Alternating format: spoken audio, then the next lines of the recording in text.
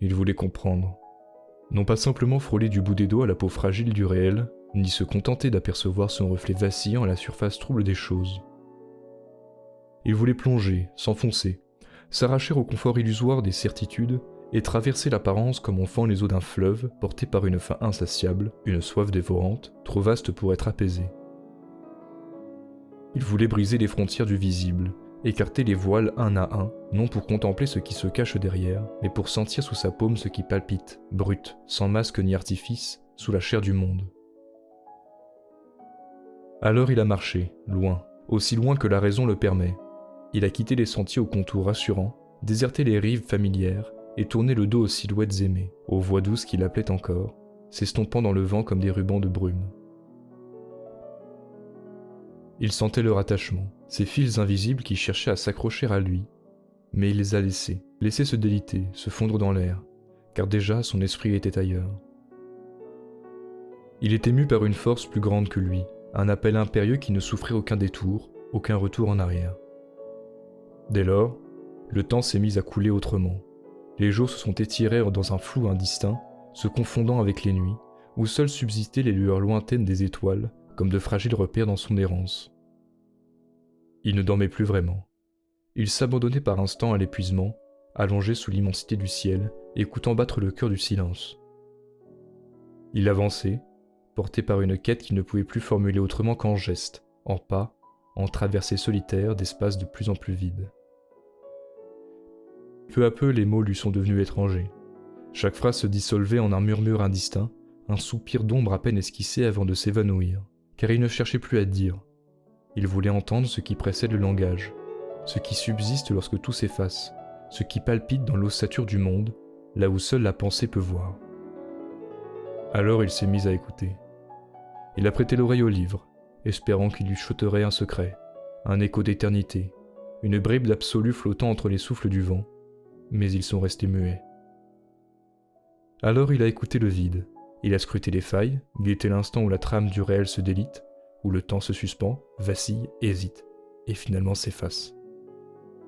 Il a cherché la fêlure, l'interstice, ce lieu où le visible s'effondre, où le monde cède sous son propre poids et révèle ce qui le soutient.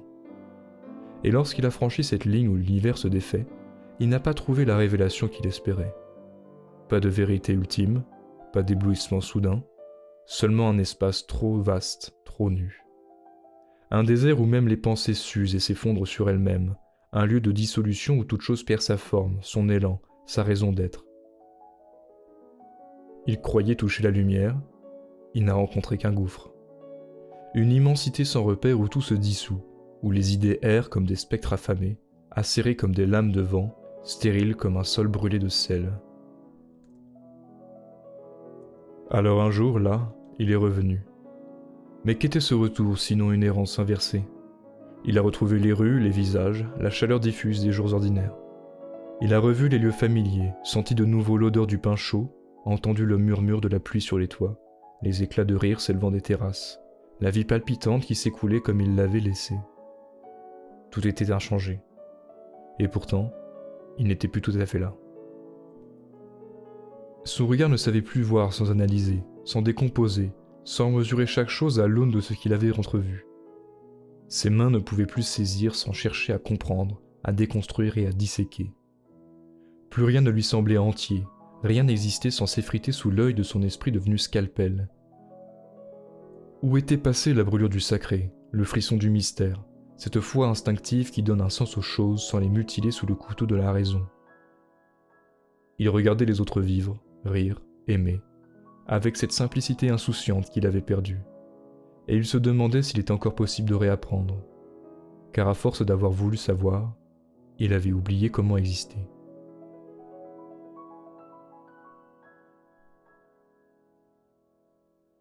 Chers amis, le mythe de la caverne de Platon, tiré du livre 7 de la République, nous offre un enseignement sur les illusions du monde sensible.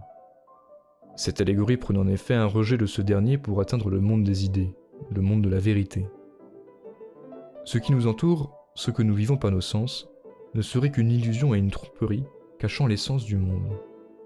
Mais n'est-ce pas là une erreur ? Et si, par cette quête du concept pur, nous nous détournions non seulement de la richesse de la vie, mais plus encore de la beauté enfouie dans notre humanité. Retournons ensemble dans la caverne pour voir si le soleil y est. Bienvenue sur le navire.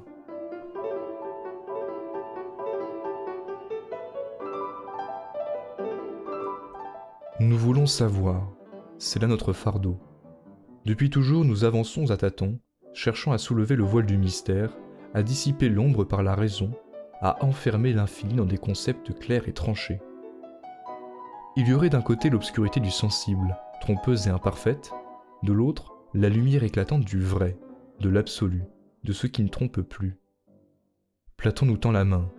Il nous dit « Suis-moi, quitte les ombres, rejoins la clarté du soleil. » Et nous le suivons, émerveillés et aveuglés. Car n'est-ce pas là notre obsession ? Comprendre, décomposer, analyser, rationaliser.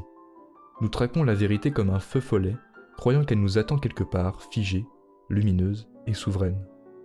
Nous voulons croire qu'un pas de plus suffira, qu'une idée bien construite nous mènera hors de la caverne, que tout prendra sens, que le monde cessera d'être cette énigme troublante qui nous échappe dès que nous croyons l'avoir saisie. Et cette chose, nous la faisons aussi pour nous. Dans cette quête effrénée de clarté, nous nous réduisions à des équations simplifiées, des identités ciselées à grands coups de définition. À chaque nouvelle rencontre, nous nous théorisons un peu plus, comme si nous n'existions qu'à travers le prisme de concepts préétablis. Qui suis-je ? La réponse doit être concise, intelligible et surtout rassurante. Un adjectif, une étiquette, un récit bien ficelé. Nous ne sommes plus que des portraits en quelques traits, des silhouettes découpées dans le papier glacé de la raison. Nous étendons ce processus à tout ce que nous touchons, cherchant désespérément à éclairer toute chose par l'esprit. Mais à force de lumière, nous brûlons. À force de définir, nous nous enfermons.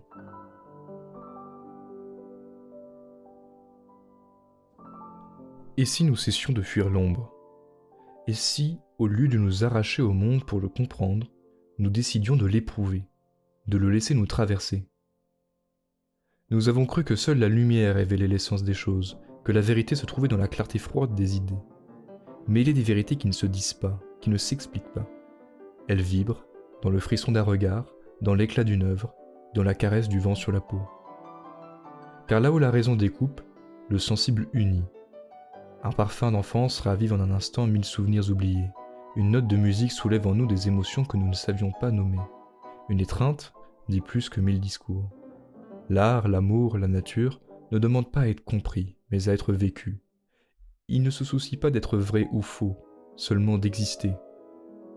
Je suis persuadé qu'il existe une intelligence du cœur, une pensée qui ne dissèque pas, mais qui embrasse, qui ne classe pas, mais qui ressente. L'intuition est cette flamme fragile qui nous lie au monde sans l'assujettir, qui nous permet d'être en lui au lieu de vouloir le plier à nos lois. Et pourtant, nous la méprisons. Nous lui préférons les structures, les définitions, les raisonnements ordonnés, comme si la vie pouvait tenir dans une équation. A-t-on besoin de longs discours pour saisir le ravissement du monde ? Faut-il vraiment des théories savantes, des architectures de concepts pour toucher du doigt l'évidence d'un ciel d'orage, la chaleur d'une main dans la nuit, la douceur d'un silence partagé ? À force de vouloir tout nommer, ne risquons-nous pas d'éloigner ce que nous cherchons à atteindre ? Car finalement, l'abstraction n'est-elle pas une densification outrancière, une manière d'empiler les mots jusqu'à ce qu'ils forment un mur entre nous et la réalité, un écran trop épais pour laisser filtrer la lumière ? Nous croyons éclairer, mais peut-être ne faisons-nous que superposer des voiles, alourdir l'instant jusqu'à l'étouffer. Je crains qu'à force d'interpréter, d'analyser et de disséquer, nous passions à côté de l'essentiel, qu'à vouloir comprendre la beauté, nous la fassions fuir. La lumière ne viendra-t-elle pas au moment où les mots se taisent, lorsque l'esprit s'apaise et que, pour une fois, il ne cherche plus à posséder, dans ces moments où il n'a justement rien à dire mais tout à vivre ? Peut-être que le vrai savoir est celui qui s'incline devant l'instant, qui n'a pas besoin de le capturer pour l'aimer. Peut-être que la plus grande clarté réside dans cet abandon, dans cette présence pure, sans commentaire, sans démonstration, sans autre besoin que ce qui est.